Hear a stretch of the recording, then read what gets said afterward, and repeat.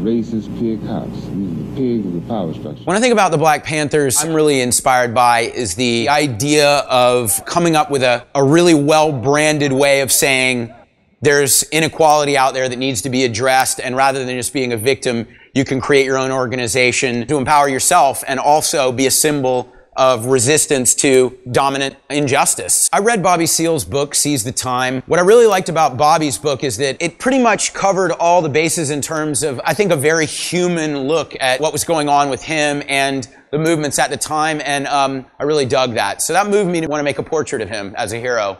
What comes to my mind are strong black men trying to make a change, which the government didn't want them to make a change.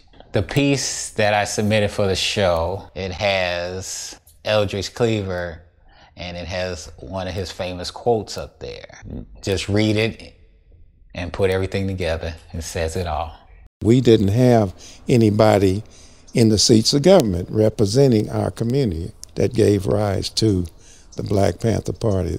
We were considered second-class citizens. All of this was running concurrent, or at the same time the civil rights struggle was going on in the South with the demonstrations, our people being attacked by vicious dogs and water hosed and clubbed and spat upon simply for the right to vote. All of this contributed to the creation of a Black Panther Party for self-defense. We felt that we needed to defend ourselves because those who were supposed to, by law, serve and protect us were in fact suppressing us. I can't thank the Rise Arts Collective enough for partnering with us to shed some light on the whole issue of political prisoners, something that this country is still in denial about.